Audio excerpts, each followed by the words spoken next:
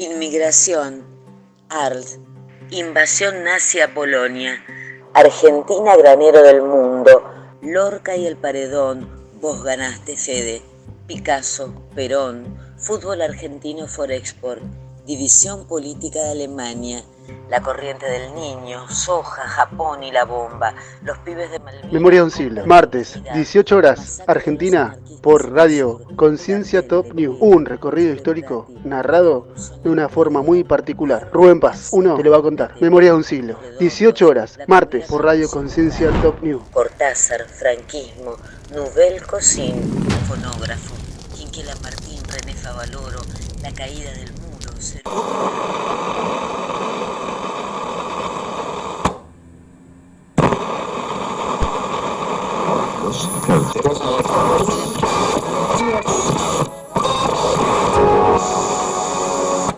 Muy buenas tardes, noches, mediodía, lo que sea. A todos esto es Memoria de un siglo en... No, vamos de vuelta. Buenas tardes a todos, Radio Escucha de Conciencia Top News. Esto es Memorias de un siglo. Soy Rubén Paz, conocido también como uno del oeste, el rústico, uno que ladra, el tipo del sombrero, etcétera. Así te lo digo, etcétera. Este espacio está auspiciado por Rayola Pizza, Cita de Morón, provincia de Buenos Aires, y por la editorial Uno del Oeste. ¿La que está ahí? Memoria de un siglo es una vertiente del ciclo Rústicos Exquisitos, programa que ya va por la 7ª temporada y que combina arte y cocina. Nombrado ciclo fue declarado de interés municipal por el municipio de Morón en el 2020. Memoria de un siglo en Conciencia Top News comienza así. Hacer realidad tu sueño. En Editorial 1 del Oeste publicamos tu libro ya. Editorial 1 del Oeste. Cura de obra, diagramación, difusión, corrección, registro, ISBN, diseño gráfico interior y exterior, novelas, poemas, ensayos, cuentos, relatos, tesis, manuales para todo tipo de ciclos y cursos. También revistas. Contactanos a nuestro WhatsApp 11 33 82 0887. En Facebook Rubén Paz. Instagram 1 del Oeste, tu libro, tu legado. Mi nombre es Noemí Alicia Mayoral. Nací en Capital Federal y desde una edad temprana descubrí mi pasión por la escritura, guiada por una profunda necesidad interna de expresarme. Esta pasión me llevó a dedicarme profesionalmente a las letras, convirtiéndome en profesora de literatura y locutora. Con orgullo me identifico como escritora, ya que la arquitectura de mis palabras ha sido siempre una parte fundamental de mi vida. ¿De qué se trata la obra Memorias del Internado de Menores? Memorias del Internado de Menores es la vida de un instituto de niñas que han sido desplazadas de sus hogares por diversas razones, con un enfoque en sus experiencias, el sistema de que las cuidaba y las relaciones que desarrollaban entre ellas. Es una narrativa realista y emotiva. Parece tener una parte dura cuando uno lee el título, sin embargo sí, pasan cosas que son realmente difíciles, pero ¿qué es lo que tiene? Está contado con una dulzura que hasta lo peor que uno le suena en el corazón se puede apreciar así como una prosa reflexiva y profunda. Está dedicado para adultos jóvenes. La complejidad del tema trata como el abandono, la violencia familiar y la resiliencia. Probablemente resuene más con un público adulto que pueda comprender y reflexionar sobre estos temas profundamente. Los adolescentes podría ser también adecuado para ellos, especialmente aquellos interesados en temas sociales y de resiliencia. ¿Cómo y dónde podemos conseguir la obra? De mano de la escritora, o sea yo, en las presentaciones que voy a hacer, ya voy a ir diciendo acá en la editorial Uno del Oeste, cuando lo presento, y lo segundo es en todas las librerías donde esté conectado Uno del Oeste. ¿Por qué razón? Porque es como trabajamos nosotros, en conjuntos. Y teniendo en cuenta nuestro tema en este libro, que es casi una psicología infantil y es un trabajo social, podría encontrar valiosas perspectivas en la gente que le interesa.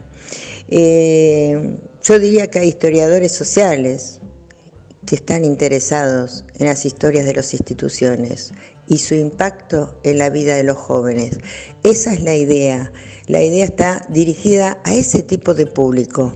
Y ya saben, les vuelvo a repetir, lo podemos conseguir en manos de la escritora, en las presentaciones y en las librerías que diga la editora 1 del Oeste. Muchísimas gracias, gracias, gracias en nombre de mi profesión, de mi valor a las letras y en mi persona. Gracias. Y no se olviden de esta frase.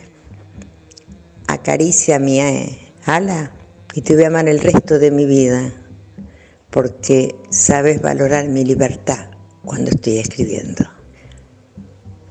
Muchas gracias. Hola Rubén, gracias por la oportunidad de la nota.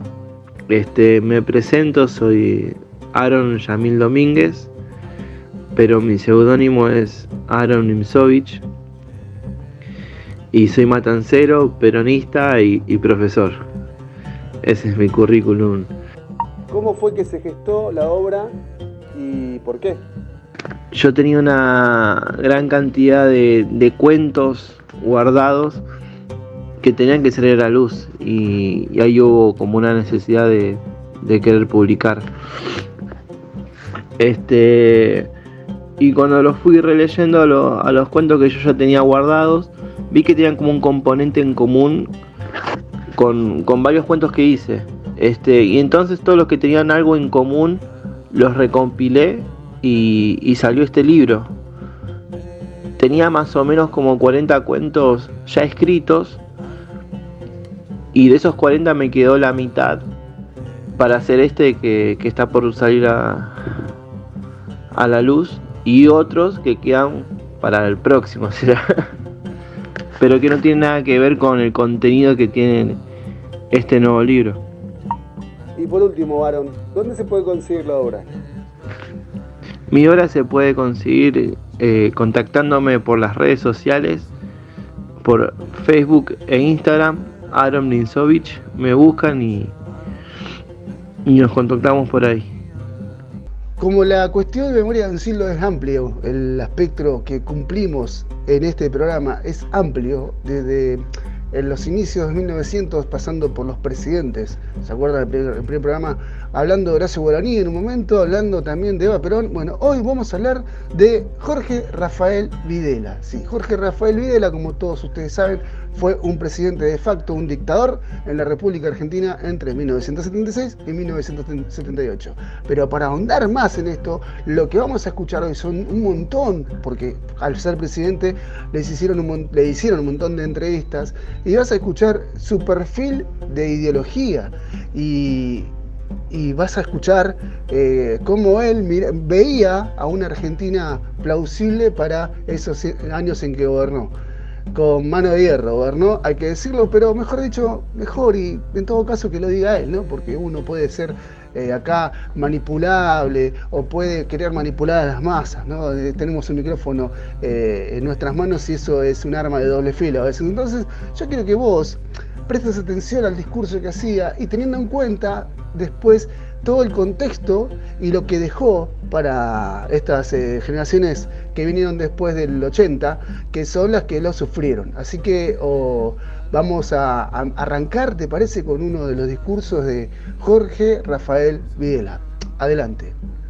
En el próximo mes de septiembre, la Junta Militar va a designar a quién será mi sucesor, quien en función de esa designación asumirá el gobierno de la nación en marzo de 1981. Esto significa solamente un cambio de hombres, un cambio de postas. La continuidad del proceso exige justamente un cambio de hombres para darle al proceso un profundo sentido republicano. Ha sido desde el comienzo de nuestra gestión un deseo ferviente de darle a este proceso un sentido republicano, institucional, en el cual los hombres son nada más que aves de paso, instrumentos de un programa, de un proceso cuyo control corresponde a la Junta Militar como autoridad suprema del Estado, que es quien dará continuidad.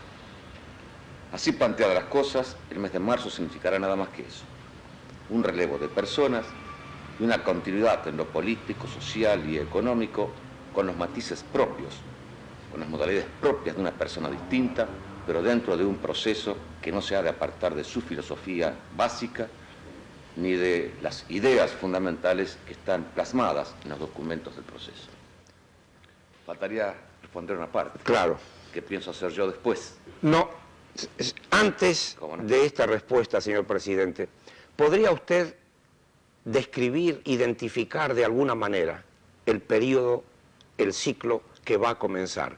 ¿Se diferenciará de alguna manera del que está terminando? Dentro de lo que has dicho, que es nada más que un cambio de hombres y la continuidad de una filosofía que anima el proceso, evidentemente cada etapa tiene también su matiz particular. Yo asumí en las condiciones por usted conocidas. La Argentina se debatía en una situación de caos, en lo político, económico, social. Era menester colocar orden en el desorden, autoridad en la anarquía, progreso en el estancamiento y paz en la violencia, porque vivíamos en plena violencia. Esta etapa mía fundamentalmente se ha caracterizado por eso, una etapa de ordenamiento básico. Y en sus postrimerías ha iniciado una etapa de creatividad política en cuanto a que pretende darle al proceso un contenido político cuya estrategia es el diálogo sobre el documento Bases Políticas que elaboraron las Fuerzas Armadas. Esta estrategia ha de continuar, por parte de mi sucesor, ha de continuar la consolidación del orden logrado, pero habrá evidentemente una proyección manifiesta del país hacia su destino, que es llegar a una democracia auténtica y adulta al término de este proceso, que no tiene tiempos y sí tiene objetivos que cumplir. Nació en Mercedes el 2 de agosto de 1925 y murió en Marcos Paz el 17 de mayo de 2013. Fue militar y dictador argentino, miembro de la Junta Militar de 1976 a 1978 y presidente de facto en el mismo periodo, durante el autodenominado Proceso de Reorganización Nacional. En el juicio de las juntas de 1985, durante el gobierno de Raúl Alfonsín, fue condenado a la pena de reclusión perpetua, inhabilitación absoluta, perpetua y accesorias legales, artículo 12 del Código Penal, accesoria de destitución, artículo 538 del Código de Justicia Militar y pago de las costas. Como autor de 469 crímenes de lesa humanidad, 66 homicidios, 306 secuestros, 97 torturas y 26 robos. En 1990 recibió el indulto del presidente Carlos Saúl Menem, declarado nulo de nulidad absoluta en el 2006. En junio de 1998 fue otra vez detenido tras la resolución del juez Roberto Markevich por aprobación de menores, por apropiación de menores durante la última dictadura cívico-militar. Sin embargo, después de pasar 38 días preso, la Cámara Federal de San Martín, con la firma de los jueces Hugo Rodolfo Fossati y Francisco Juan Lugones, le concedió el beneficio del arresto domiciliario en atención a su edad. Claramente. Durante el gobierno de Carlos Saúl Menem, en octubre de 2008, el juez Norberto Ollarvide, durante el gobierno de Cristina Fernández de Kirchner, y dispuso su traslado a la cárcel teniendo en cuenta la gravedad de los hechos por los que no fue condenado. Estuvo encarcelado en la base militar de Campo de Mayo desde octubre de ese año hasta junio de 2012, cuando fue trasladado a la cárcel de Marcos Paz. El 22 de diciembre de 2010 fue otra vez condenado a prisión perpetua en cárcel común por el caso de los fusilamientos en la Unión Penitenciaria del 1 de San Martín, ¿no? Conocido como UPI. Es el 5 de julio de 2012 recibió una condena a 50 años de prisión por los delitos de sustracción, retención, igual lo dije mal, ¿no? Por supuesto, ocultamiento y hacer incierto el estado civil de 20 menores de 10 años. ¿Escuchaste, no? Artículos 138, 139, inciso 2 y 146 del CPE. El 17 de mayo de 2013 A altas horas de la madrugada, fue encontrado muerto en su celda de la cárcel de Marcos Paz debido a un accidente cardiovascular. Adelante. Transmiten LRA Radio Nacional, el Servicio Internacional RAE, Radiodifusión Argentina al Exterior, y LS82 TV, Canal 7, juntamente con todas las emisoras que integran la cadena nacional de radiodifusión de la República Argentina. Se podrá escuchar a continuación la palabra del excelentísimo señor Presidente de la Nación. Habla el Teniente General don Jorge Rafael Videla. Al pueblo de la Nación Argentina. El país transita por una de las etapas más difíciles de su historia. Colocado al borde de la disgregación, la intervención de las Fuerzas Armadas ha constituido la única alternativa posible frente al deterioro provocado por el desgobierno, la corrupción y la complacencia. Por múltiples causas, un notorio vacío de poder fue minando a ritmo cada vez más acelerado las posibilidades del ejercicio de la autoridad, condición esencial para el desenvolvimiento del Estado. Las Fuerzas Armadas, conscientes que la continuación normal del proceso no ofrecía un futuro aceptable para el país, produjeron la única respuesta posible a esta crítica situación. Tal decisión, fundamentada en la misión y la esencia misma de las instituciones armadas, fue llevada al plano de la ejecución con una mesura, responsabilidad, firmeza y equilibrio que han merecido el reconocimiento del pueblo argentino.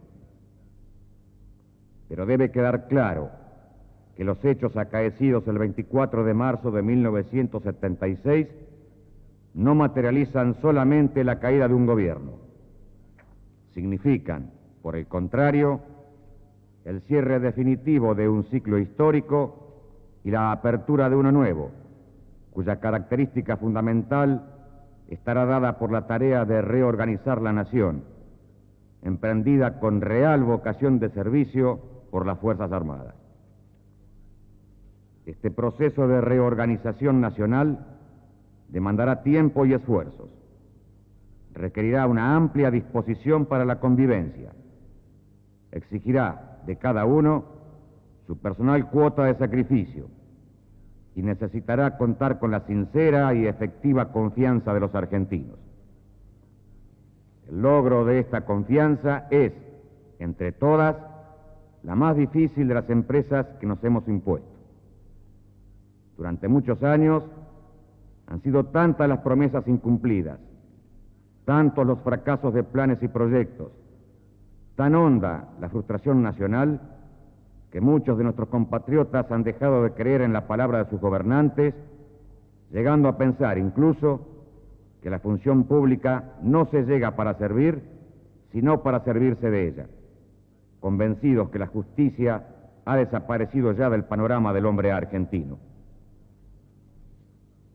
Comenzaremos entonces por establecer un orden justo, dentro del cual sea valedero trabajar y sacrificarse, donde los frutos del esfuerzo se transformen en mejores condiciones de vida para todos, en el que encuentren soporte y aliento los ciudadanos honestos y ejemplares, en el que se sancione severamente a quien viole la ley, cualquiera sea su jerarquía, su poder, su pretendida influencia. Así, se recuperará la confianza y la fe del pueblo en quienes lo gobiernan, y así elaboraremos el punto de partida indispensable para enfrentar la grave crisis por la que atraviesa nuestro país. Resulta innecesario hacer el inventario de las dramáticas condiciones que vive la nación. Cada uno de los habitantes de la patria las conoce y las sufre día a día con toda intensidad. Sin embargo, merecen señalarse algunos de los componentes más destacados de esta situación. Nunca fue tan grande el desorden en el funcionamiento del Estado, conducido con ineficiencia, en un marco de generalizada corrupción administrativa y de complaciente demagogia. Por primera vez en la historia, la nación llegó al borde de la cesación de pagos. Una conducción económica vacilante y poco realista llevó al país hacia la recesión y al comienzo de la desocupación, con su inevitable secuela de angustia y desesperanza, herencia que recibimos y trataremos de paliar. El uso indiscriminado de la violencia de uno y otro signo sumió a los habitantes de la nación en una atmósfera de inseguridad y de temor agobiante. Finalmente, la falta de capacidad de las instituciones, manifestada en sus fallidos intentos de producir en tiempo las urgentes y profundas soluciones que el país requería, condujo a una total parálisis del Estado frente a un vacío de poder incapaz de dinamizarlo. Cada uno de estos signos marcó el final de una etapa que perdía inexorablemente vigencia y que era incapaz de generar una alternativa de reemplazo. Las Fuerzas Armadas participaron con absoluta responsabilidad en el proceso institucional, asumiendo cabalmente su rol, sin perturbar en medida alguna la gestión del gobierno. Prueba irrefutable de ello es que se empeñaron a lo largo y a lo ancho del país en una exitosa lucha contra la delincuencia subversiva. La sangre generosa de sus héroes y sus mártires así lo asevera. Hacer realidad tu sueño. En Editorial 1 del Oeste publicamos tu libro ya. Editorial 1 del Oeste. Cura de obra, diagramación, difusión, corrección, registro, ISBN, diseño gráfico interior y exterior, novelas, poemas, ensayos, cuentos, relatos, tesis, manuales para todo tipo de ciclos y cursos. También revistas. Contactanos a nuestro WhatsApp 11 33 82 0887. En Facebook Rubén Paz. Instagram 1 del Oeste. Tu libro, tu legado. Ahora vamos a escuchar a la licenciada Lilia Graciela Duarte hablando sobre el libro Farmacología Básica para Estudiantes de la carrera de Enfermería. ¿A qué se dedica? ¿Cuánto tiempo le llevó a escribir el libro? ¿Y qué motivo a hacerlo? ¿Y cómo se consigue la obra? Adelante. Hola, buen día. Mi nombre es Lilian Duarte, soy licenciada en Enfermería, profesora universitaria, jubilada hace unos 4 años y medio más o menos, como enfermera asistencial. Trabajé 36 años como enfermera asistencial y además mi especialidad fue enfermería en control de infecciones, en el cual también he trabajado y culminé mi actividad, digamos, como activa en el Hospital Piñero, ahora creo que fue en el año 2018. El libro lo comencé a escribir en pandemia, en 2020, pero no lo terminé y poco a poco le dediqué aproximadamente 1-2 horas por semana. Escribía un capítulo, lo volvía a rehacer, lo corregía, pensaba realmente si esta es mi primera experiencia como escritora y lo volvía a rehacer, modificaba, le agregaba algún cuadro, quería que sea lo más didáctico y lo más comprensible para el estudiante. En realidad, como docente ejerzo simultáneamente, mi carrera fue asistencial y como docente 15 años de forma paralela, digamos, en varias instituciones privadas y públicas. Y la experiencia con los estudiantes me llevó a preguntarme, ¿por qué no puedo yo hacer un libro si siempre consulté bibliografía extranjera y esa fue la que lo utilicé con los estudiantes y era la que se recomendaba? ¿Por qué yo no podía utilizar herramientas más prácticas y didácticas para el estudiantado, utilizando herramientas como gráficos, dibujos, tablas, crucigramas, preguntas a contestar y así ir desarrollando los contenidos del mismo? El libro ya está editado, la venta es a través de mis contactos por redes sociales, Facebook, Instagram, WhatsApp. Desde el punto de vista individual, Es un texto muy básico, comprensible, de fácil acceso, es didáctico y puede complementar otra bibliografía que quizás sea o más extensiva o más difícil de interpretar por el estudiante. Está hecho con ese objetivo y por una docente argentina que tiene experiencia a través del tiempo. La observación, la evaluación, me pareció un elemento para que el estudiantado de la carrera de enfermería pudiera también acceder a esta bibliografía. Docente de salud pública en la Universidad de Buenos Aires. Docente de pediatría en la Escuela Cecilia Grierson, en Ciudad de Buenos Aires. Docente de la cátedra de Historia de la Enfermería en la Escuela Amado Olmo, que pertenece a la obra social de la Sanidad, FATSA. Y actualmente trabajo hace 5 años en la Universidad Maimónides, Extensión San Justo, como docente de la cátedra de farmacología, epidemiología y microbiología. Escuchamos entonces a la licenciada Lilia Graciela Duarte hablándonos sobre su libro Farmacología Básica para Estudiantes de la Carrera de Enfermería.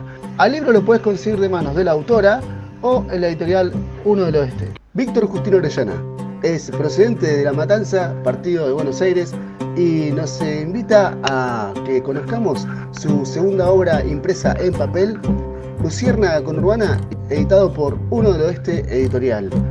Escuchemos.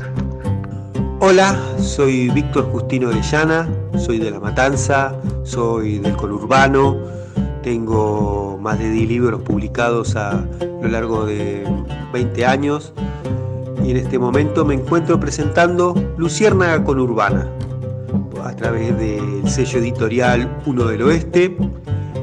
Luciérnaga Conurbana es una selección de cuentos y microficciones que escribí a lo largo de varias décadas de mi vida. En este momento tengo 50 años, los cuentos los he escrito desde mi adolescencia hasta hace poco.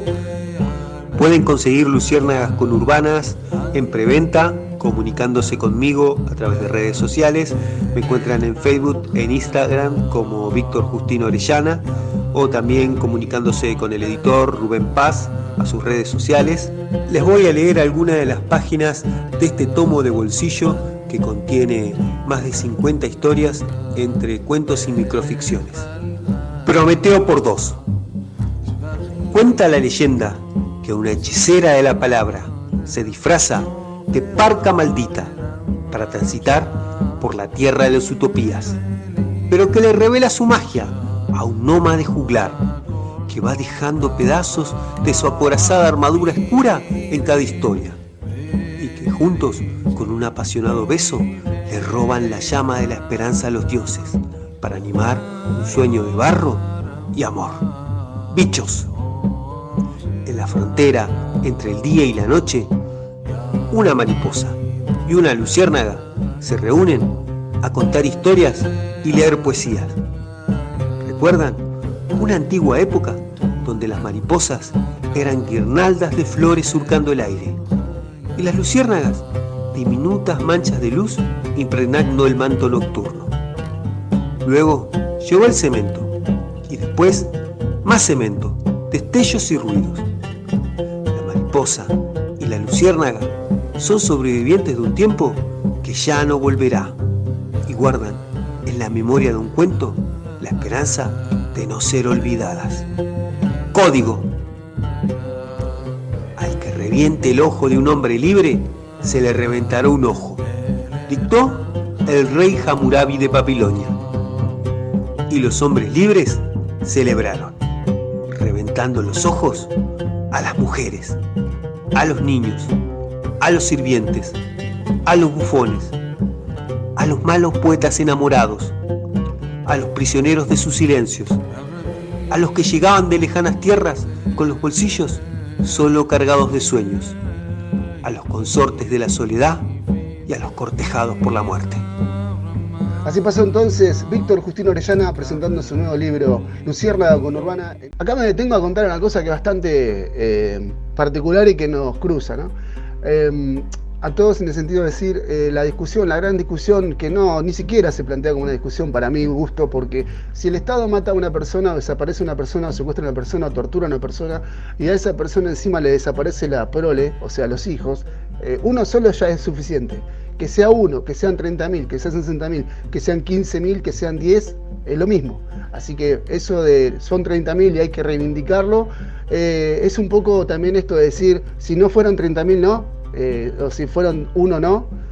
Hay que tener cuidado con eso de los números porque estamos hablando de personas, de gente que sentía, gente que tenía familia, gente que incluso yo puedo llegar a conocer algunos de estos casos de desaparición, o vos también y no te das cuenta, incluso puedes ser vecino de uno de estos casos de apropiación de menores y tu vecino puede ser hijo de una de estas abuelas de Plaza de Mayo. Porque es así, nunca se sabe dónde pueden aparecer esos bebés que nacían en cautiverio por las madres que eran secuestradas o violadas en cautiverio y después llevadas a otras familias de bien. Esa palabra de bien, tenerla en cuenta en estos tiempos que corren, la gente de bien, eso es bastante complicado, bastante feo decir gente de bien, gente de mal. ¿Qué es gente de bien y qué es gente de mal? Bueno, te lo dejo para vos eso, ¿no? Dejate hacer lo que quieras con esa cuestión, pero ten en cuenta una cosa, a la hora de criticar, a la hora de poner en duda si fueron 30.000, no dudes en que un gatillo fácil, solamente uno, ya hace que el Estado sea culpable de algo, de una muerte, y 10 gatillos fáciles, 100.000 también, y el peor, el secuestro que entra a tu casa, te roban a tu hijo, a tu abuelo, a tu papá porque se supone que estás siendo un acto de terrorista, cuando en realidad fue terrorismo de Estado. Esto está prohibido en cualquier ciudad, en cualquier país del mundo, que las fuerzas públicas entren sin ninguna documentación judicial a tu casa y te lleve. Bueno, esto pasaba en el gobierno del facto militar entre el 76 y el 83. Hubo un momento en donde se puso muy, muy complicado, que fue al principio, después empezaron a bajar un poco los decibeles por el tema de que estaban perdiendo poder los militares. Inventan la guerra de Malvinas, que quisieron que el pueblo los considere un poquito más para seguir en el poder. Perdimos la guerra de Malvinas como nación, lo digo, ¿no? Como argentino, como ciudadano. Y ellos ahí empezaron a flaquear y pidieron elecciones libres y democráticas, o sea, la vuelta de la democracia en 1983. Recordá que en el 76, el 24 de agosto del 76, la democracia se termina, se saca de lugar y dura muchos años incluso esto de los presidentes que no eran elegidos por el pueblo, sino por ellos mismos. Decían, bueno, ahora te toca a vos, ahora te toca a vos, ahora vos, eran todos militares. No está mal que sean militares, el tema es cómo ellos implementaron esa cuestión, ese rango para ejercer su poder y en un pueblo donde estaba totalmente disminuido y que encima vendieron todo, porque eso también tiene que ver con esta cuestión de lo que fue el Plan Cóndor, que fue el germen donde desde un lugar de poder más allá de Argentina, toda Latinoamérica sufrió el saqueo tanto material como ideológico de las fuerzas extranjeras. En este caso se le culpa a Estados Unidos, y con toda razón del mundo, porque Estados Unidos provocó que provocó la posición de todos los dictadores en Latinoamérica. Hasta el día de hoy lo sigue haciendo en algunos países del tercer mundo, porque no pueden evitarlo, no es porque está bueno, no. Incluso después de eso, me vengo ya para el siglo XXI, hay dos presidentes que son enteramente con esa ideología pro-yanqui, pro Plan Cóndor, pero en democracia. En el 2015 lo vimos, claramente se notó, y en este momento lo estamos mirando y lo estamos viendo claramente porque tenemos un presidente que lo que menos hace es apoyar al país, no. Está totalmente en contra, él odia a Argentina, lo dice, no tiene ningún problema, él odia todo lo que sea populismo, porque está mal vista la palabra, siendo que es una mala palabra. Después vamos a hablar en otro programa de lo que es populismo. Se odia lo que es el germen nacional, se desprecia lo que hizo la gesta de San Martín, lo que hizo la gesta de Belgrano. Estamos hoy en una semana de mayo justo, ¿no? El 20 de junio, ahora dentro de 2 días. Entonces eso hay que tener en cuenta cuenta a la hora de elegir a los gobernantes, de dónde vienen, qué hacen, qué proponen. Si bien te pueden mentir, la idea es también estar prestos un poco de atención para que esto no pase. Porque yo puedo entender que a vos te guste lo extranjero, siendo un pibe de 20, 15 años, que bueno, que tiene unas ideas distintas a las que tengo yo, que tengo 48. Pero cuando te estás vos sometiendo al yugo de lo extranjero es mejor y lo nacional es peor, eso son propagandas que estaban en el gobierno de los 70, esto de lo nacional es una porquería y lo importado es una bomba. Bueno, estos discursos generan que la patria como tal se disuelva. No, ni siquiera se venda, se disuelva, eso es peor, porque la patria se puede vender de otras formas, ¿no? Pero cuando la patria se empieza a disolver, el sentimiento argentino, el sentimiento argentino, el sentimiento brasilero, uruguayo, lo que sea, estamos poniéndolo en ejemplos más genéricos y no tan particulares. Se empieza a disolver la historia de nuestro, que no importa si es nuestro o del otro, ahí ya tenemos un problema de ¿cómo se llama esto? Lo nuestro es esto, lo que se llama identidad nacional. Cuando tenés un problema con la identidad nacional y sin querer te empezás a apoyar líneas extranjeras de pensamiento, no importa si sean yanquis, inglesas, españolas, no importa. Ya ahí tenemos un problema, porque después vos no te das cuenta o no te puedes dar cuenta que vos vivís en Argentina y pretendiendo que el país sea otra cosa. Y es Argentina. Y Argentina, o cualquier país donde estés viviendo con un dictador encima, al país lo hacemos todos. No es que el dictador tiene la chance de hacer lo que quiera. No, el dictador se lo puede rajar, como pasó, porque finalmente los militares se fueron. En un momento dijeron basta porque el pueblo no nos apoyó más y se tuvieron que ir. Argentina se hace desde adentro, desde Argentina, cuidando lo nuestro. Entonces, todo lo que sea extranjero que te quiera decir que lo mío es mejor que lo tuyo, y vos te comas ese discurso, tenés que prestar atención ahí, porque un día se te meten en tu casa, te sacan y nadie te va a decir o nadie te va a defender. Es lo que pasó. Y nadie los defendió. Y después terminamos todos, ¿no?, tras de una cosa que es no me robaron. Y bueno, sí, funciona así. Te roban desde un terreno hasta la ideología, hasta la identidad. Y es complicado eso, volver a salir de esa. Y en este momento estamos padeciendo lo mismo.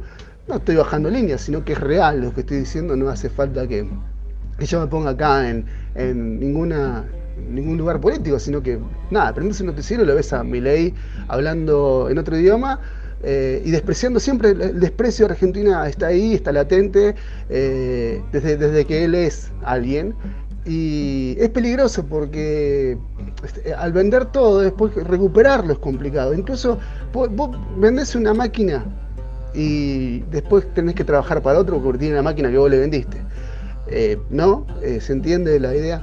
Y después, si vos vendés una ideología, ya es raro recuperarla, porque como ya te vendiste y ya no podés volver atrás porque vos ahora pensás distinto. Es complicado, ¿eh? Así que tengo que cuidar un poco la identidad nacional a todo nivel y prestando atención también a quiénes son los gobernantes. En el caso del 76 no se pudo hacer otra cosa. Estábamos muy complicados como país.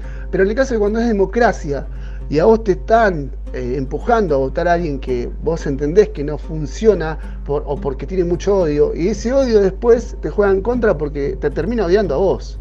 Porque en el discurso mismo está dicho que el otro es el enemigo. Y vos en ese momento podés llegar a ser el otro para ese que votaste. Tenés que tener mucho cuidado, en márgenes totalmente genéricos esto, no lo estoy diciendo por el gobierno actual, si bien lo nombré, estoy diciéndolo también por otros gobiernos que están en el continente, en el cono sur, y que el pueblo sufre eso. Así que bueno, seguimos en Memoria de un Siglo, después de este gran paréntesis. Adelante. Lamentablemente no voy a pescar porque no soy pescador, pero no descarto la posibilidad de aprender a pescar e ir a pescar algún día. No. Mi primera reacción al término del mandato es recogerme realmente a la paz, a la tranquilidad de mi hogar. Quiero en primer término encontrarme conmigo mismo. He vivido 5 intensos años llenos de acontecimientos que no han decantado todavía en mí. Y esto no es una falta de responsabilidad. El tiempo siempre ha gobernado y me he dejado un poco llevar por el tiempo. Quiero encontrarme conmigo mismo, con mi tiempo, con mi familia, sin abandonar lo que ha sido para mí una consigna de toda mi vida, mi vocación de servicio. Hoy soy presidente por vocación de servicio ante una designación que mis camaradas de las Fuerzas Armadas hicieron recaer en mí.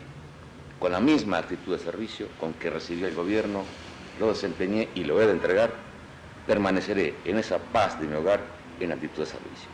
Si la nación llegara a concluir que es necesario mi servicio, solo le pido que me diga dónde y cuándo. Ahí estaré. Se ha sugerido que de una manera u otra, la forma de evitar las intervenciones militares que afecten el proceso institucional podría ser la participación de las Fuerzas Armadas en las decisiones gubernamentales de orden político. No estoy hablando de un gobierno paralelo, estoy hablando de una contribución, Fuerzas Armadas, Fuerzas Civiles. ¿Cree usted, señor presidente, que este procedimiento, de ser aceptable, requerirá una reforma de la Constitución o puede decidirse en cualquier etapa de este proceso revolucionario? Sí, yo quisiera, antes de contestar su pregunta, remontarme un poco a los orígenes que dan fundamento a lo que yo voy a contestar. Es indudable, en general en Latinoamérica, pero hablo de mi país, quien conozco, que las Fuerzas Armadas han tenido un rol protagónico a todo lo largo de nuestra historia desde su nacimiento. Fíjese que el lema de nuestro ejército dice: nació con la patria misma en mayo de 1810. El ejército y la patria nacieron juntos. Las Fuerzas Armadas siempre han tenido un rol protagónico. En los últimos 50 años ha sido común en nuestro país un juego alternativo de gobiernos civiles y militares.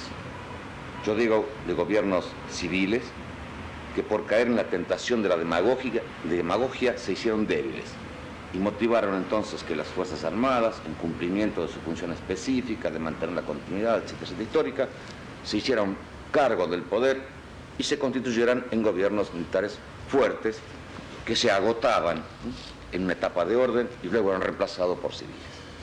Eso nos sumió a nosotros en una tremenda inestabilidad. Y no es posible desarrollar un país teniendo como norma la inestabilidad. Eso lo queremos evitar.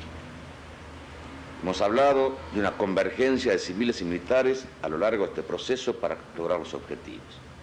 Y pensamos que las Fuerzas Armadas, usted dijo muy bien, no como un gobierno paralelo, deben tener en el futuro gobierno una participación. Sin más lejos, que corresponde a materia de seguridad, defensa, que son decisiones estratégicas que hay que tomar, no pueden estar ajenas las Fuerzas Armadas y otros tipos de resoluciones de este tipo. El hecho, así prever la participación de las Fuerzas Armadas, pensamos que va a evitar esos juegos pendulares. Y en nuestra concepción, pensamos que esto no significa necesariamente modificar nuestra Constitución, que prevé la existencia de ministros militares. El problema será saber quiénes son esos ministros militares. ¿Son ministros civiles que representan a las Fuerzas Armadas? ¿Son militares en retiro que se desempeñan como ministros? ¿Son los propios comandantes en jefe que tienen rango ministerial y participan de las decisiones de un gabinete? Esa es la pregunta. Esa es la modalidad que habrá que implementar, sin torcer el espíritu de la Constitución, constituyendo gobiernos paralelos y, lo que es peor, constituyendo un gobierno supragobierno que no está en absoluto en nuestro ánimo concebido. José Alfredo Martínez de Oz, en la política de economía, condujo la economía durante toda la presidencia de Videla. En 1978 su plan monetarista, calificado por algunos autores como neoliberal y con algunos aspectos desarrollistas vinculados a los sectores más concentrados, dio indicio de agotamiento de la inflación anual, llegó al 160% y el PBI descendió durante ese año cerca de un 3,2%. En 1979 la tasa de inflación llegó a 139,7% con una economía estancada además. Se generó una fuga del 25% de los depósitos bancarios. No sé si te suena todo lo que estoy diciendo, la fuga de capitales, cuando hacen un préstamo y en vez de invertirlo en el país, se lo llevan para sus arcas en el exterior del país. Es lo que estoy diciendo, esta línea de pensamiento de decir, usamos en este caso un país como garantía de que te vamos a pagar, porque yo no te voy a pagar, te va a pagar el que viene detrás de mí, que me importa 3 pepinos, que venga. Esto funciona así. Y particularmente, esto no estoy bajando línea, es una cosa que vos la podés investigarla por vos mismo, te lo propongo. Todos los gobiernos neoliberales tomaron deuda externa y no la pagaron. Pero el gobierno que vino después, el populista, sufrió ese acoso de los que pusieron la plata y tuvieron que pagarla y así generar un montón de problemas en la sociedad. ¿Qué hacen? Entonces, en tu cabecita queda que el gobierno de turno no pudo resolver los problemas que tenían en ese momento. Claro, pero el gobierno de turno viene arrastrando un problema anterior. Y cuando el gobierno está... el país se entrega a otra ideología, a otro presidente, que todo eso lo destruye, después sufrimos las consecuencias dentro de, ahora ponele 5 años. Igual ya lo estamos sufriendo ahora, pero eso es una cuestión de administración y mala administración. Y a propósito mala administración, porque lo que hacen es llevarse la plata y no dejar nada, y incluso después te sacan un montón de cuestiones que son... como estos subsidios, ¿no? Que está todo mal visto con el subsidio. No entiendo por qué, porque no te cambia la vida subsidiar a otra persona. Vos vas por la calle, ponele, voy a hacer un ejemplo muy choto, perdón la palabra, pero es así. Vos vas por la calle, ves a un pibe que está pidiendo limona, le das limona. ¿A vos eso te hace mella? No. Bueno, sacando la idea de dar, ¿no? De dar limosna, sacando la idea, en otro punto de vista, el ciudadano argentino como tal tiene derecho a un montón de cuestiones que son básicas: salud, educación, ¿no? Y trabajo. Entonces, ¿por qué esto de discutir esas cosas? O sea, que una persona que no tenga acceso a eso discuta eso es insólito. Que una persona tenga acceso a eso a nivel privado y le dé bronca que la otra persona no lo tenga, y ellos que se lo pueden dar y no le hacen ningún problema a su entrada de dinero mensual, es raro y es hasta destructivo para la sociedad. Esas son las redes que se van rompiendo, las famosas grietas que se van armando. Sigo con esto. Además, se generó una fuga del 25% de depósitos bancarios. Los 4 bancos más importantes del sistema fueron liquidados. Durante su gestión, la deuda externa creció de 7.000 millones de dólares a más de 40 millones de dólares. Lo que te acabo de decir, es decir, que en 7 años se multiplicó casi 6 veces.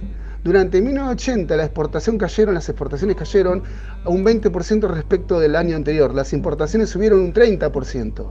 No sé si te suena todo esto que te estoy contando, ¿eh? Me parece que te tenés que dar cuenta. En ese contexto se produjo el crack bancario de 1980, que le puso fin a la etapa de la denominada plata dulce, la quiebra del Banco de Intercambio Regional junto con el cierre de otras 37 entidades financieras, que a su vez repercutió en sectores industriales, originando una fuerte corrida bancaria y fuga de divisas.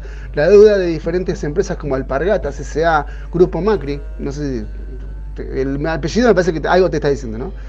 Banco de Galicia, FATE, Astra, Bunge Ibor S.A., Grafa S.A., Molinos, Río de la Plata, Loma Negra S.A., Ingeniería Ledesma, Pérez Companc S.A., Sindar S.A., Bridas, Papel Prensa fue transferida al Estado. Y después ellos, la mayoría de todo lo que dije yo acá, la mayoría de todas estas empresas, después renegaron de estar en el Estado y se hicieron privadas. Y después, como les fue mal, renegaron de ser privadas y volvieron al Estado, porque el Estado las volvió. Y después reniegan, es toda una cosa de medio de hasta chiquilín, ¿no? Pero ¿qué pasa? Cuando estas empresas tan enormes les va mal, el Estado sale a dar la cara porque son empresas argentinas. Cuando la empresa empieza a irle bien, empiezan ellos a hacerse otra vez los independientes y reniegan del Estado con ayuda de ¿quién? A ver si pensamos un poquito. La prensa, en este caso, manipula mucho para que la gente empiece a protestar a que Fiat era mejor si era privada, Hacienda era mejor si era privada. En realidad, lo que está mal no es si era mejor o peor si era privada, es la administración que tiene de turno. Ahí está el problema y los intereses detrás de esa administración de turno, ¿no? Sus medidas económicas basadas en la apertura de los mercados y la liberación de la legislación laboral vigente contribuyeron al desmantelamiento de los sindicatos y la polarización de las diferentes diferencias clasistas, que es la famosa grieta. Debido a la eliminación de las barreras arancelarias, la caída de la producción industrial y del saldo negativo de la situación exterior de Argentina durante el proceso, el valor nominal de la deuda externa se multiplicó. Todo esto en beneficio de los grandes grupos económicos, por supuesto, multinacionales y locales, que vieron acrecentadas sus ganancias enormemente gracias a dicho endeudamiento, que en lugar de ser destinado por el gobierno a inversiones productivas, fue destinado a la especulación financiera, promoviendo una moneda sobrevaluada, sí, mediante un mecanismo conocido como la tablita, la famosa tablita del 80, investigalo por ahí, que es buenísima la historia de la tablita, es genial y es de terror, que permitió el capital más concentrado del país hacer grandes negocios en la timba financiera en detrimento de la industria, cosa que por otro lado llevó a un crecimiento de la brecha entre ricos y pobres. Esta deuda es acrecentada todavía más en 1982, cuando Julio González del Solar, como presidente del Banco Central, decide licuar, estatizando la deuda de dichos grandes grupos, perjudicando al Estado y a la sociedad. Además, se estatizó la empresa CAE, la pobreza que desde los años 1940 se ubicó siempre debajo de los 10%, ya era del 5.8 en 1974, subió al 37.4 en 1980, cifras inéditas para el país. Esto de estatizar la deuda, ¿qué significa? Una empresa privada toma deuda porque el Estado le permite que tome deuda. ¿Para qué toma deuda? Cuando se toma deuda, se toma porque es un préstamo. Es un préstamo que hace una gran empresa extranjera para que esa empresa nacional, en todo caso, o extranjera, pero que está trabajando en un país, crezca en materia prima, crezca en maquinaria, se actualice, ¿no? Como una computadora que tenés que agregarle una actualización nueva. Bueno, las empresas funcionan así. ¿Por qué siempre funciona mal? No es porque es Argentina, es porque los que manejan la deuda están con otras intenciones en vez de generar que la empresa se sobresalga, no les importa su bolsillo. Entonces, esto genera que esa deuda, como no se puede pagar porque eso es impagable por los intereses, porque nunca pusieron un peso de vuelta, la tenga que tomar sí o sí el Estado. ¿Y por qué? Porque la garantía que tiene esa empresa es que el Estado, si no pasa nada, se tiene que hacer cargo. ¿Y quién es el Estado? A ver, preguntate quién es el Estado. El Estado es todo lo que está en el territorio argentino. El Estado somos todos. Te guste o no, el Estado es el hombre, la persona, el jefe de familia, la jefa de familia, que paga un impuesto, una tasa municipal. Esa tasa municipal va al gobierno y ese gobierno hace con ese dinero algo. Te arregla la calle, te pone luz, te pone mejores condiciones de seguridad y de salud o de educación, pero también algo de esa plata, de ese dinero, se va a esta deuda externa. Cuando más te aumentan los impuestos es porque la deuda se creció más de intereses. Entonces terminamos pagando nosotros como ciudadanos de un país que se puso en garante de ese deudor que nosotros no conocemos, esa deuda que tiene él. Y ese muchacho, hombre, persona, X, empresa, no la sufre nunca. Por más que quiera, vos decís, pero quiebra, cerraron la fábrica, sí, la fábrica cerró, pero el dueño de la fábrica no se quedó sin dinero, es distinto. El que se quedó sin dinero y sin trabajo es el trabajador. Seguimos adelante, esto que es Memoria de un Siglo, hoy Jorge Rafael Videla.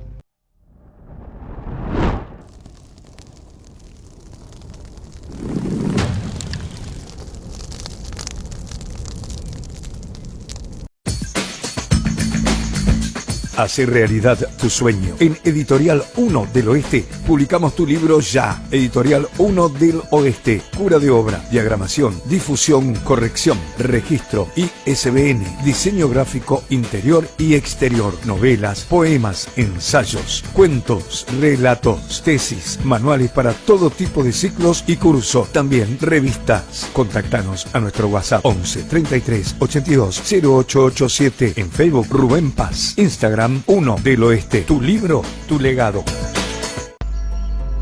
Según María Rosa Oviedo, desde el título plantea la historia, de los títulos aborda la diversidad referencial concreta, sin sugerencias. El caos funciona como organizador del desorden. Los títulos de cada relato además revisten la calidad de indicios metafóricos que aparecen en el momento menos pensado de la escritura. Caramelos, Vereda, Rictus, Interludio, disponible en PDF. Entonces, en un ensueño, Me pierdo entre el recorrido que hace su lengua dentro de mi boca, el fuego, porque ahora es fuego. Abraza mis piernas desde el mismo pozo abierto debajo de mí. Recorro con mis ojos cerrados cada una de las tonalidades de esas luces que se disparan como fuegos de artificio por encima de mi cabeza. Un aroma intenso despide el cuerpo de celeste cuando repaso mentalmente el verso. Romper nuestra piel, historia sin resolver en un mundo poco resuelto. Conseguilo. Cuando marcaban las 12 en punto, muchos de los alumnos encarábamos para el comedor escolar. Una suerte de piberío hambriento que olía al guiso de mondongo o de lentejas o lo que sea que saliera de ese recinto. Así, llenos de entusiasmo, participábamos del festín bullicioso que nos albergaba en la escuela primaria. El último banquete, basado en hechos reales. Conseguilo en formato papel y PDF.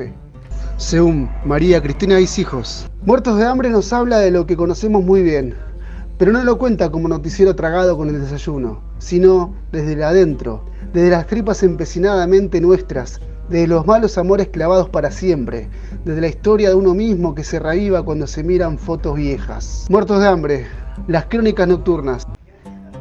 Ahora vamos a escuchar a Sergio Kipperstein hablándonos sobre la dueña de la memoria, y también te recomiendo el libro Los Yankees me siguen pudriendo. Una mañana me desperté 7 de la mañana y dije esto. Así fue, esto, como que me desperté soñándolo. Ah, mira. Y entonces agarré, ensillé el mate, me hice unos panes. 7:15 de la mañana tenía el mate, tenía los panes y me puse a escribir. Y en un momento dije, tengo que despertar a Fede para que desayune. Había escrito 25 páginas. Y digo, tengo que despertar a Fede para que desayune. Era la 1:30 de la tarde. Escribí 25 páginas en 6 horas, todo metido ahí adentro, tomando mate que cada vez era más tereré, cada vez más porquería, pero yo seguía. Y yo mismo en ese momento no podía creer lo que había escrito, porque ahí vos ya lo leíste cuando describo el bar y lo que ocurre a la noche en el bar. Yo llegué hasta ahí. Hay partes que ahora están incorporadas que las escribí después, pero yo escribí 25 páginas ahí y el tiempo había desaparecido. Yo no podía creer lo que había hecho, porque cuando miré la hora y lo tuve que despertar para almorzar y no para desayunar, y como ella es un descendiente de mapuches, después en las investigaciones me entero que los mapuches reciben información ancestral por medio de los sueños. Y yo lo escribí acá porque en ese momento lo primero que escribí fue ella tenía los sueños, y yo no lo sabía, yo lo escribí, y hay una parte importante de los sueños. Después fue escribiendo partes, sobre todo en los veranos, cosas sueltas, partes que no sabía bien cómo iba a ensamblar, que tenían que estar ahí, así que yo dije 10 años debo haber tardado. Ahora vamos a escuchar a Ana María Haidt hablando sobre su libro Los Caminos de la Vida. Lo podés conseguir a través de la editorial Uno del Oeste. ¿Cuál sentís vos que es el eje del libro? Hay un eje, hay una guía, hay un camino, desde que empieza hasta que termina. ¿La gente con qué se va a encontrar en la obra? Y con un montón de experiencias vividas, con un montón de cosas que para mí son fuertes y que creo que para el que la lea también, y que para el que la vive mucho más. Creo que puede ser interesante para muchas personas, para jóvenes, para padres, porque cuando uno tiene un padre, normalmente, y más en aquella época, ¿no? Ellos intentan darte educación, intentan darte comida, intentan darte todo esto, pero la salud mental parece que no cuenta. La salud mental no cuenta, no se tiene en cuenta.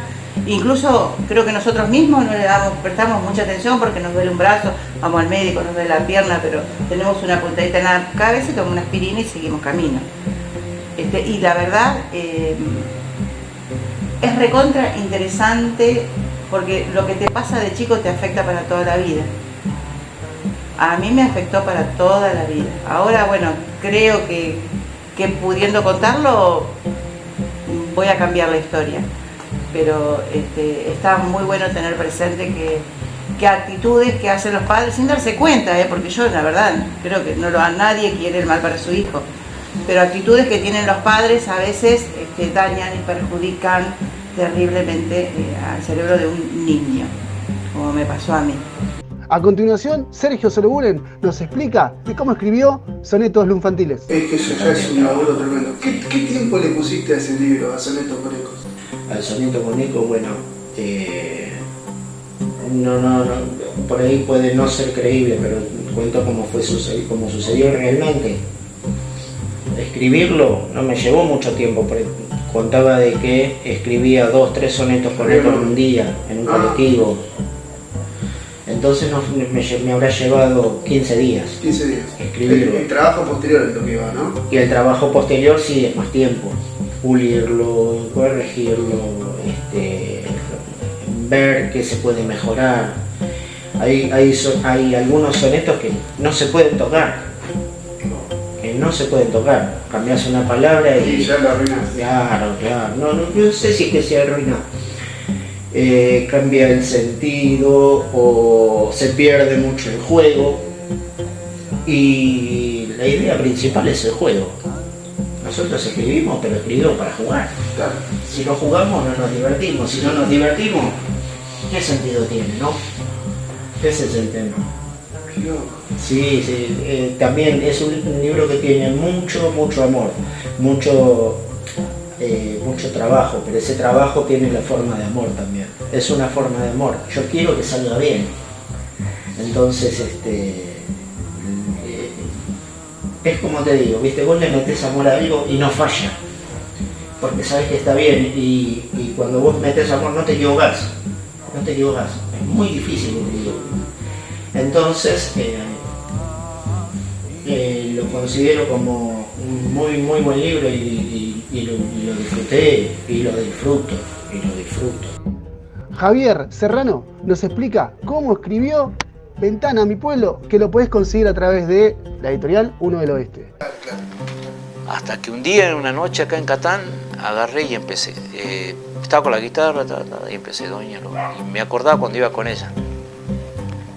Y lo que hice es eso, relatar lo que yo he vivido. Y así nació el primer tema que hice, para la primera poesía sería.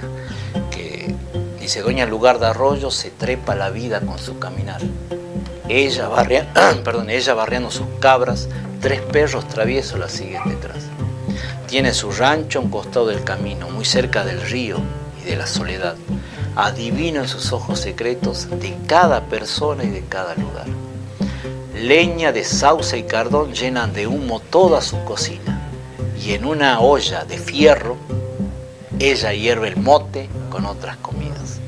Cuando sus hijos regresan, elige corderos para matar. Le ofrenda su sangre a la tierra y que Pachamama le dé mucho más. Doña, lugar de arroyo, se trepa la vida con su caminar.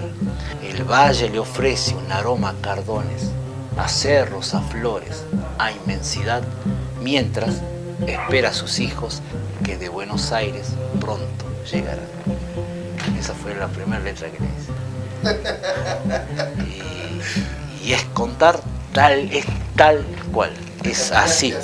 Sí, porque es eso lo que yo viví, o sea, lo vi. O sea, esos 3 perritos, yo iba atrás de esos perros incluso. ¿Sí? Mientras ella iba bajando las quebradas con su bastoncito. ¿Sí? Y me iba diciendo, mira acá. Y eso fue describir eso. Y ahí, a partir de ahí, fue como abrir un libro porque me empezaron a salir los temas. Sí, claro, sí, y bueno. Elisa Mercedes Strinati habla sobre su venida desde Misiones a Buenos Aires. Pensé que mi mamá iba a venir. El día siguiente a la tarde, mi papá dijo, bueno, a ver tu bolso. Mi mamá me había preparado el bolso. Vamos. No me acuerdo ni cómo llegamos a la estación. Y yo muy contenta hasta ahí, porque creí que mi mamá venía. Cuando me di cuenta que mi mamá no iba a subir, bueno, yo me aferré a mi vieja y mi mamá se puso a llorar. Y le digo, mamá, pero ¿cómo no ibas a venir vos? No, me dijo mi padre, no, tu madre no va a ir. Y bueno, me dijo otras cuestiones que no vienen al caso. Y cuando el tren dio las campanas, en esa época se usaban las campanas, y el silbato del guarda se escuchó, había que subir al tren. Y mi papá ya estaba subido y me decía, vamos, vamos, vamos. Yo no quería dejarle a mi mamá. Bueno, de hecho, subí al tren, una desesperación, una angustia, y hasta que el tren no se... había como una curva, y cuando el tren, apenas el último vagón pegaba a la curva, hasta ahí pude llegar a ver a mi mamá. Después no, nunca más. Entonces, bueno, fue duro, al principio fue muy duro, porque yo, una niña tan apegada a mi mamá, tan apegada a las cosas que mi mamá todo me daba o me enseñaba, y llegar a una ciudad tan grande, con todo tan diferente, hasta la forma de caminar era diferente. En Misiones los pasos eran más tranquilos, más suaves, sin chocarse uno con otro. Y acá cuando me bajé, yo de aquí para allá, ¿no? Yo parecía un zapallo en carro, lado a lado. En principio me alegró porque, claro, estaba en un lugar diferente, pero después vino la cosa. Cuando llegó la noche y pasaban los días y yo no podía ver a mi mamá. A mí me parecía que si yo subía a la terraza de la casa donde vivía, iba a poder ver la estación. ¿Conseguirlo en formato físico o PDF? Inmigración, ARD, invasión nazi a Polonia, Argentina granero del mundo, Lorca y el Paredón, vos ganaste Fede, Picasso, Perón, fútbol argentino Forexport, división política de Alemania, la corriente del niño, soja, Japón y la bomba, los pibes de Malvinas. Memoria de un siglo. Martes, 18 horas, Argentina, por Radio Conciencia Top News. Un recorrido histórico narrado de una forma muy particular. Rubén Paz, uno te lo va a contar. Memoria de un siglo. 18 horas, martes, por Radio Conciencia Top News. Cortázar, franquismo, Nouvelle Cocine, fonógrafo, Quinquela Martín, René Favaloro, la caída del muro.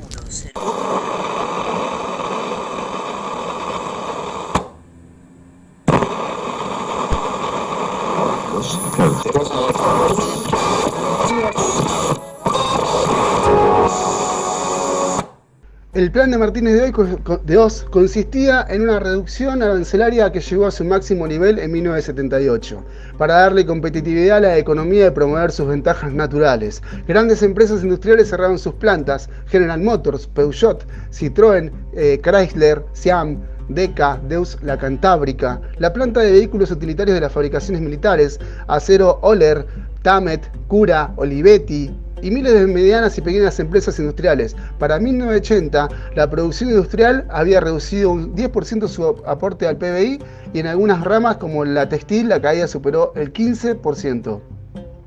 Existen discrepancias sobre el eje ideológico de la política económica. Durante su gestión, la misma fue calificada por algunos autores como de índole gradualista, desarrollista o neoliberal, no habiendo un concepto claro.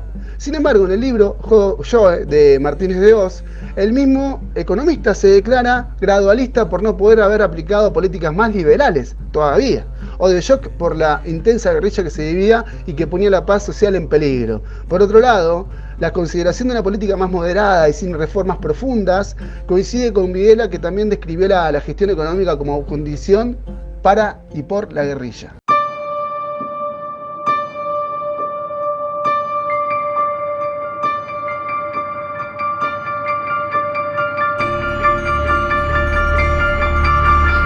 Frente al desaparecido, en tanto esté como tal, es una incógnita el desaparecido. Si el hombre apareciera, bueno, tendrá un tratamiento X. Y si la desaparición se convirtiera en certeza de su fallecimiento, tiene un tratamiento Z. Pero mientras sea desaparecido, no puede tener ningún tratamiento especial. Es una incógnita, es un desaparecido. No tiene entidad, no está.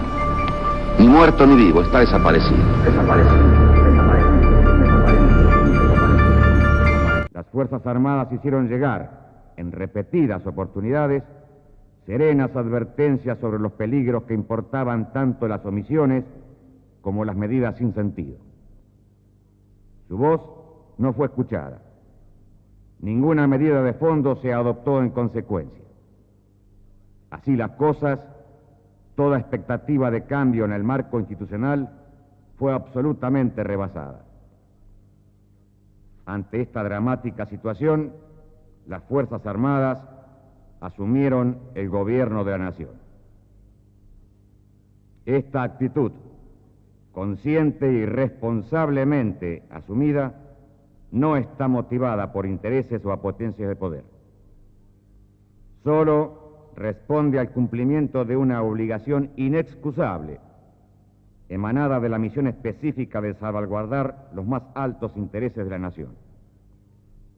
Frente a ese imperativo, las Fuerzas Armadas, como institución, han llenado el vacío de poder existente y como institución también han dado una respuesta a la coyuntura nacional a través de la fijación de objetivos y pautas para la acción de gobierno a desarrollar, inspirados en una auténtica vocación de servicio a la nación. Para nosotros, el respeto de los derechos humanos no nace solo del mandato de la ley ni de las declaraciones internacionales, sino que es la resultante de nuestra cristiana y profunda convicción acerca de la preeminente dignidad del hombre como valor fundamental. Y es justamente para asegurar la debida protección de los derechos naturales del hombre que asumimos el ejercicio pleno de la autoridad, no para conculcar la libertad, sino para afirmarla, no para torcer la justicia, sino para imponerla. Restableciendo la vigencia de una autoridad que será revitalizada en todos los niveles, atenderemos al ordenamiento del Estado, cuya acción se fundamentará en la estabilidad y permanencia de las normas jurídicas, asegurando el imperio de la ley y el sometimiento a ella de gobernantes y gobernados. Un Estado ordenado nos permitirá dotar a la nación del instrumento capaz de impulsar una profunda tarea de transformación. Solo el Estado, para el que no aceptamos el papel de mero espectador del proceso, habrá de monopolizar el uso de la fuerza y, consecuentemente, solo sus instituciones cumplirán las funciones vinculadas a la seguridad interna. Utilizaremos esa fuerza cuantas veces haga falta para asegurar la plena vigencia de la paz social. Con ese objetivo combatiremos sin tregua a la delincuencia subversiva en cualquiera de sus manifestaciones hasta su total aniquilamiento. Durante muchos años, la pretendida defensa de la gestión estatal retuvo para el monopolio público grandes proyectos indispensables para el desarrollo nacional y el bienestar de la población, que nunca se vieron realizados. Hoy, todos pagamos las consecuencias. La eficacia en el servicio público es la excepción y la deficiencia la norma. Un crecimiento estrangulado por falencias en los sectores críticos de la economía y la dependencia externa para el abastecimiento de materias primas indispensables son en muchos casos el resultado de la prédica de quienes nada hicieron ni dejaron hacer. En lo sucesivo, el gobierno ajustará su acción a la solución pragmática de los grandes problemas económicos. Asegurando la decisión nacional y manteniendo el control del Estado sobre las áreas vitales que hacen a la seguridad y al desarrollo, brindaremos a la iniciativa privada y a los capitales nacionales y extranjeros todas las condiciones necesarias para que participen con su máximo potencial y fuerza creativa en la explotación racional de los recursos. Somos conscientes del valioso aporte que puede ofrecer a nuestra independencia financiera, tecnológica y económica la decidida acción de los empresarios, y por ello la impulsaremos con todos los recursos del Estado, pero asegurando que los intereses económicos no interfieran en el ejercicio de los poderes públicos. Reglas de juego claras, precisas y permanentes constituirán los mejores instrumentos para impulsar las inversiones y recuperar nuestra actividad productiva. Promoveremos la armónica relación entre el capital y el trabajo, a través del fortalecimiento de estructuras empresariales y sindicales limitadas a sus finalidades específicas, auténticamente representativas y plenamente conscientes de las posibilidades del país. Los trabajadores, que han sido tantas veces objeto del halago y que tantas veces vieron esfumarse las promesas y las esperanzas, deben saber que el sacrificio que demande la tarea de reorganización nacional será soportado por todos los sectores sociales y que, durante el desarrollo del proceso y particularmente a la hora de la distribución, tendremos para defender sus derechos la misma firmeza que hoy evidenciamos para exigir su esfuerzo. Nuestra generación vive una crisis de identidad que se manifiesta en un permanente cuestionamiento de los valores tradicionales de nuestra cultura y asume, en muchos casos, las concepciones nihilistas de la subversión antinacional. La cultura, como un modo singular de expresión del arte, la ciencia o el trabajo de nuestro pueblo, será por ello impulsada y enriquecida. Estará abierta al aporte de las grandes corrientes del pensamiento, pero mantendrá siempre fidelidad a nuestras tradiciones y a la concepción cristiana del mundo y del hombre. Es precisamente sobre esa base y nuestra individualidad histórica que la Argentina ha de alinearse de hoy en más junto a las naciones que aseguran al hombre su realización como persona con dignidad y en libertad. En función de intereses comunes, mantendremos relaciones con todos los países del mundo, sólidamente consustanciados con los países latinoamericanos. Hemos de concretar francas vinculaciones basadas en el respeto, el apoyo y la colaboración mutua. Pero debe también quedar en claro que las Fuerzas Armadas no están dispuestas a resignar, ni lo harán jamás, nuestros derechos y soberanía. Y así como abren generosamente las puertas del país al aporte cultural y material extranjero, no permitirán que nación o grupo alguno se inmiscuyen aspectos que son absoluta responsabilidad del Estado argentino. Por todo ello, afirmamos que el proceso de reorganización nacional no está dirigido contra ningún grupo social o partido político. Por el contrario, constituye el medio de reencauzar la vida del país y está decidido a promover el cambio de la actitud argentina con respecto a su propia responsabilidad individual y social. Pretende, en suma, desarrollar al máximo nuestra potencialidad. Está destinado a todos los sectores argentinos sin distinciones, cuya incorporación y participación de hoy en más se requiere. Es una convocatoria para que, aprovechando la madurez que nos dejan las experiencias políticas vividas, seamos capaces de recuperar la esencia del ser nacional y de imaginar y realizar una organización futura que nos permita el ejercicio de una democracia con real representatividad, sentido federalista y concepción republicana. Si las Fuerzas Armadas han impuesto una suspensión de las actividades de los partidos políticos como contribución a la pacificación interna, reiteran su decisión de asegurar en el futuro la vigencia de movimientos de opinión, de auténtica expresión nacional y comprobada vocación de servicio. Hacer realidad tu sueño. En Editorial 1 del Oeste publicamos tu libro ya. Editorial 1 del Oeste. Cura de obra, diagramación, difusión, corrección, registro, ISBN, diseño gráfico interior y exterior, novelas, poemas, ensayos, cuentos, relatos, tesis, manuales para todo tipo de ciclos y cursos. También revistas. Contactanos a nuestro WhatsApp 11 33 82 0887. En Facebook Rubén Paz. Instagram 1 del Oeste. Tu libro, tu legado. Me imagino lo que debe ser el barco al llegar al trópico, ¿eh? Y este nene se lo pierde, che. No te aflijas, quedo yo. Mirá, si he hecho bueno en Europa, te vendrás en Zeppelin. Ya lo sé, gracias, viejo. Te lo prometo, viejo. Pero habrá que cambiar de vida, ¿eh? Ya estoy harto de perderlo todo. Por una cabeza. Sí. En las carreras, cuando dos caballos se trenzan en un final palpitante, cabeza a cabeza, mi dinero vuela.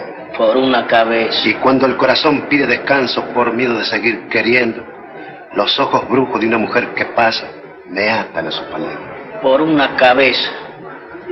Por una cabeza. Por una cabeza de un noble potrillo que justo en la raya afloja al llegar y que al regresar parece decir: no olvides, hermano, vos sabés, no hay que jugar. Por una cabeza me tejón de un día de aquella coqueta y risueña mujer que al jurar sonriendo del amor que va mintiendo quema en una hoguera todo mi querer. Por una cabeza toda la locura, tu boca te besa, borra la tristeza, calma la amargura.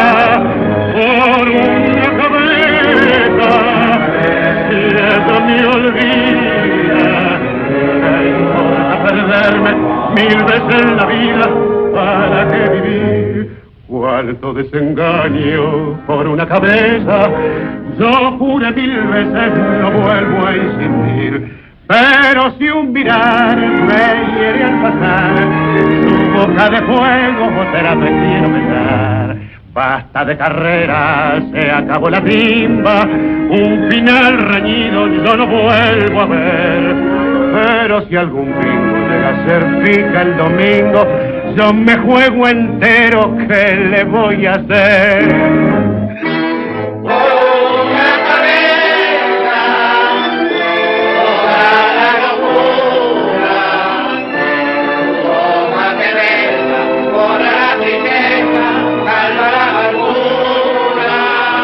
¿Esta es la ventanilla de Sarampión? Sí, señor, esta es. ¿Quieren darme 500 ganadores?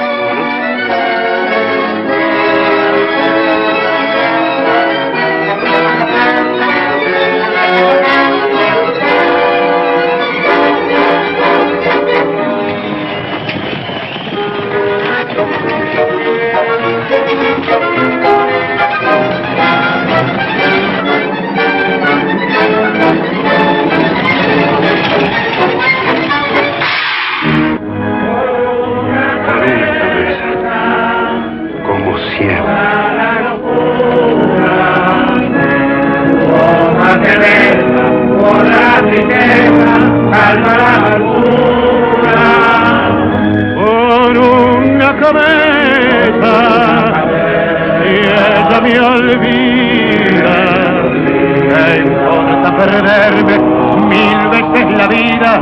¿Para qué vivir? La campaña anti-argentinas.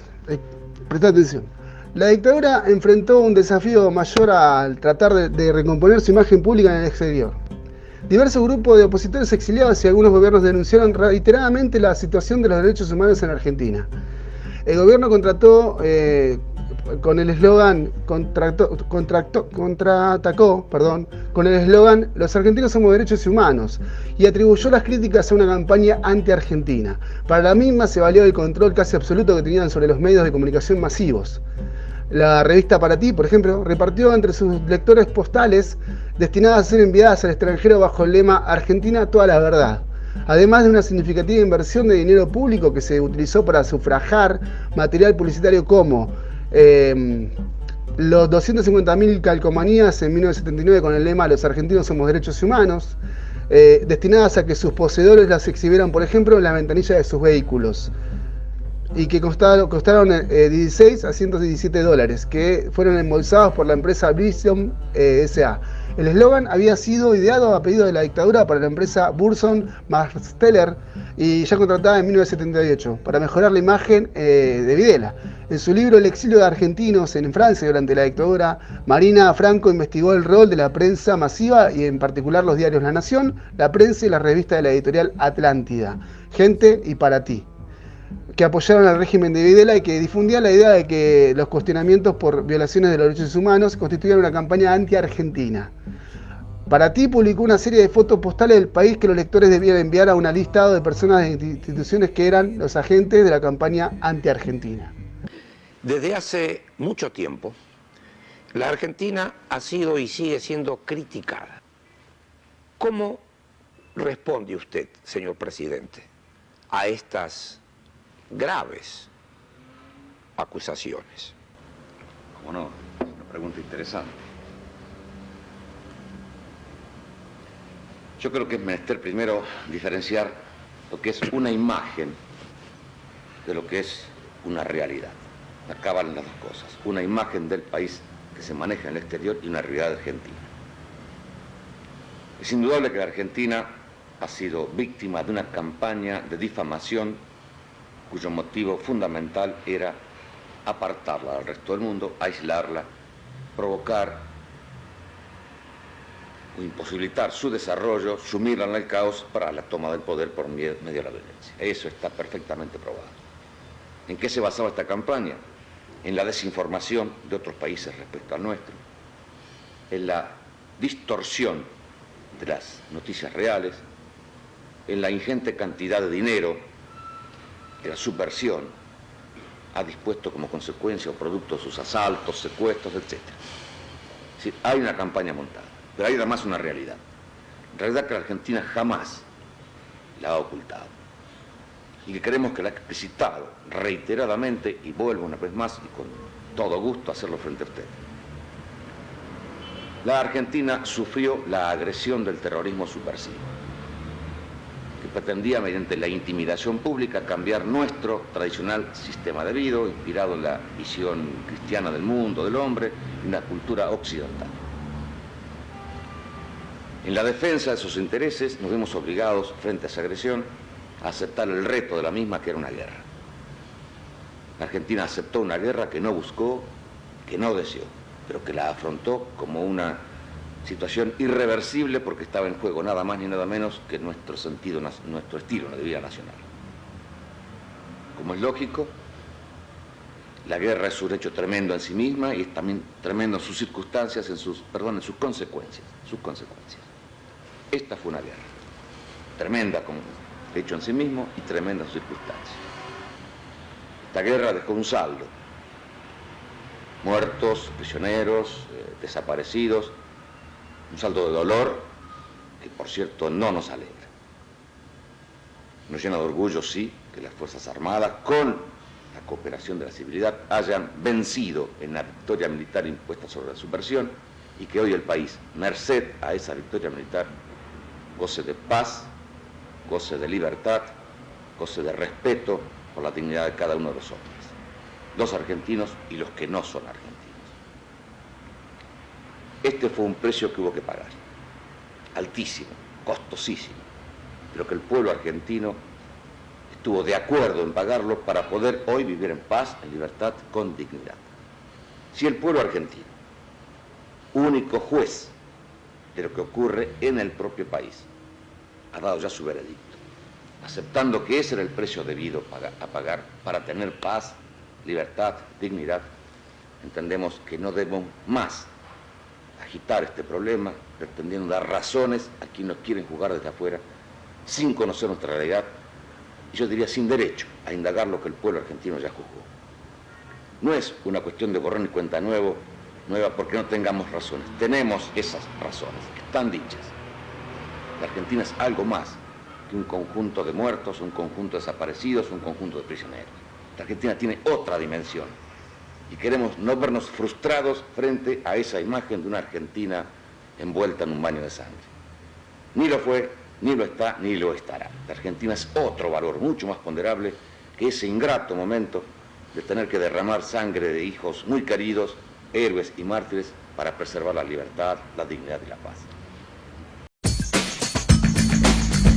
Hacer realidad tu sueño. En Editorial 1 del Oeste publicamos tu libro ya. Editorial 1 del Oeste. Cura de obra, diagramación, difusión, corrección, registro, ISBN, diseño gráfico interior y exterior, novelas, poemas, ensayos, cuentos, relatos, tesis, manuales para todo tipo de ciclos y cursos. También revistas. Contactanos a nuestro WhatsApp 11 33 82 0887. En Facebook Rubén Paz. Instagram 1 del Oeste. Tu libro, tu legado.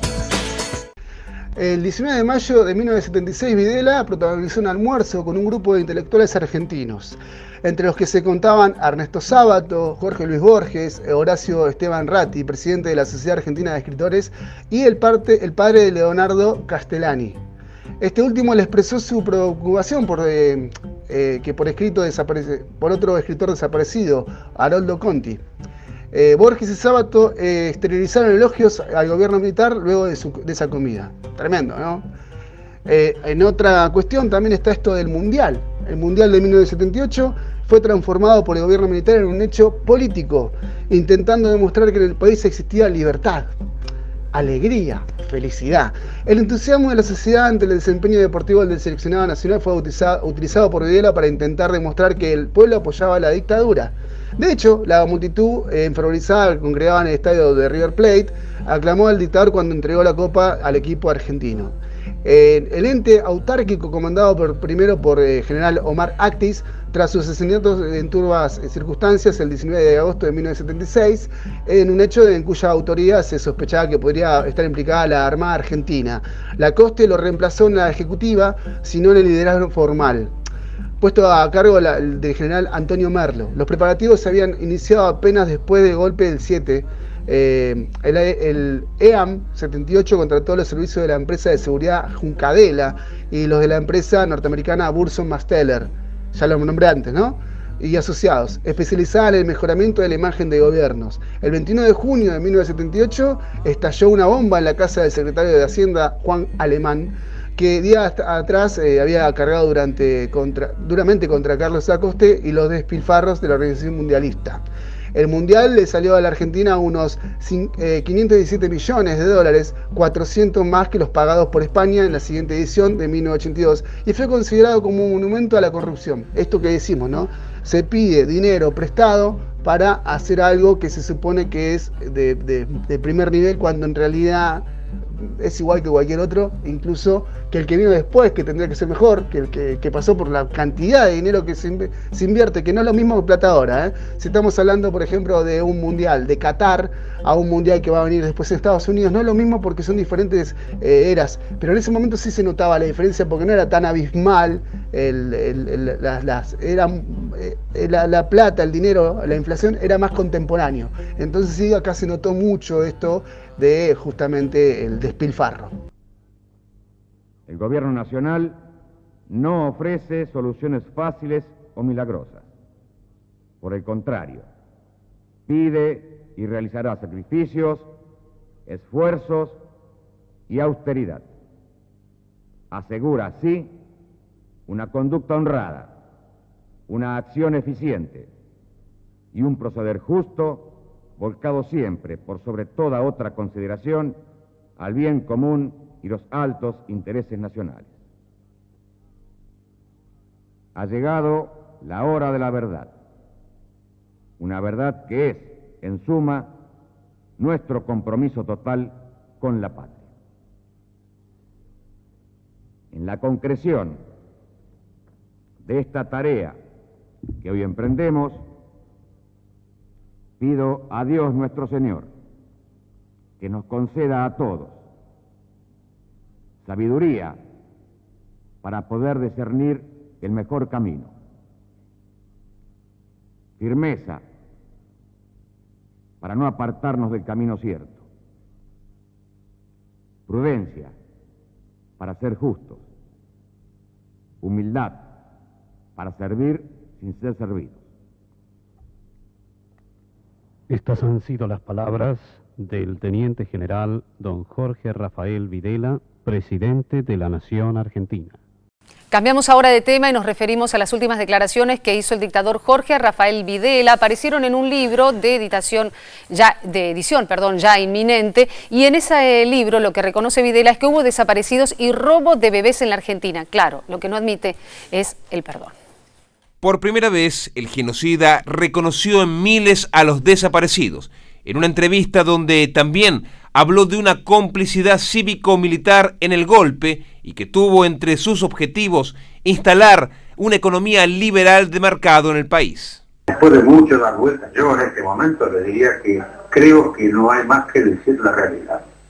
En toda guerra hay un saldo de lisiados, muertos y desaparecidos cuyo paradero se desconoce. Este es un caso, es el caso. Pero cuántos son, se podrá discutir. No está en el número. El problema está en el hecho. Yo soy el primero en reconocer, y estando aparte de los datos, en ese periodo hubo chicos que fueron sustraídos.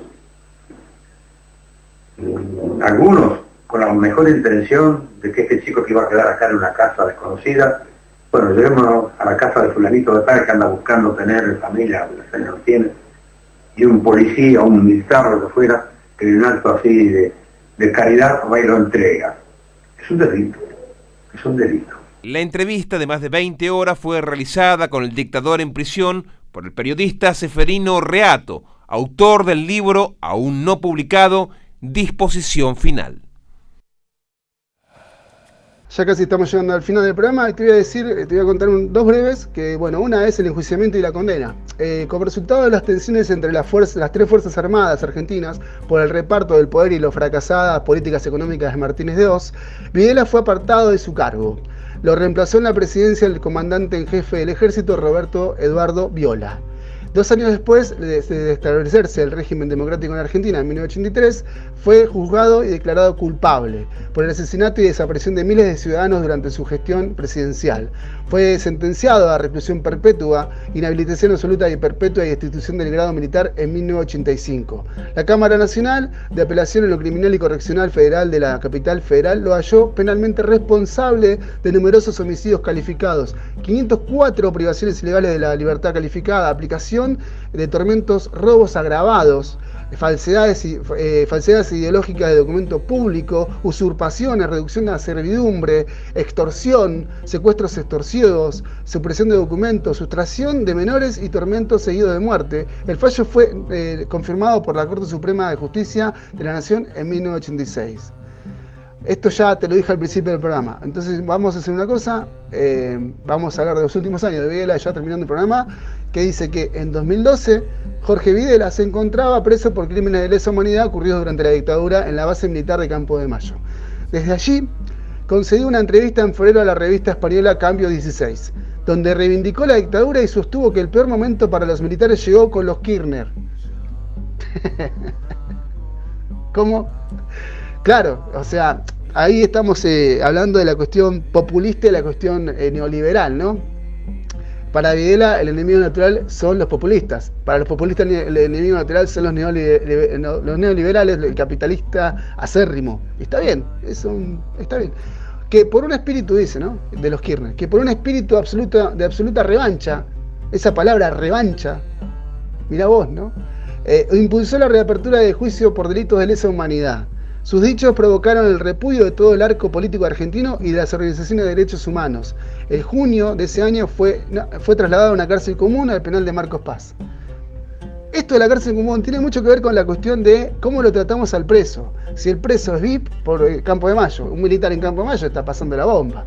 Perdón, no la expresión, pero bueno, quiero decir, la está pasando bien. Un militar o una persona de dinero en una cárcel común no la va a pasar bien. Y sobre todo si hay en ese lugar gente a la que él perjudicó. Según el parte médico del penal de Marcos Paz, Jorge Rafael Videla falleció a las 6:25 de la mañana del 17 de mayo de 2013 a la edad de 87 años por un paro cardiorrespiratorio, caracterizado en parte médico como muerte natural. El ex dictador argentino fue encontrado sentado en el inodoro del penal sin pulso ni respiración, muerto donde cumplía con el castigo de la condena perpetua. Sentado en el inodoro, desnudo, no lo dice acá, y para el costado. No puedes tener una peor muerte, o sí, Videla, ¿no? Dejo a tu chance de pensamiento las cuestiones que se te pueden cruzar por la cabeza. Hasta el día de su muerte, Videla justificó el terrorismo de Estado.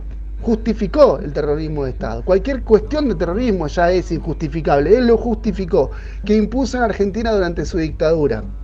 Y nunca se arrepintió públicamente de sus crímenes. Su fallecimiento provocó una importante cobertura periodística en los medios de comunicación de casi todo el mundo. Su entierro causó fuertes repudios en su pueblo natal, Mercedes, ya que tras anunciar que sería enterrado allí, todos los propios vecinos de Mercedes, que como además también muchas activistas por los derechos humanos, colgaron carteles en el acceso al cementerio con los nombres de los 22 desaparecidos que tuvo esa ciudad durante el régimen militar que presidió. Videla ya era persona no grata en Mercedes. En 1998, el Consejo Deliberante por unanimidad votó esa declaración juzgándole indeseable, o sea, ciudadano indeseable de Mercedes. Peor que, ¿no? Finalmente fue sepultado en secreto en un cementerio de Pilar.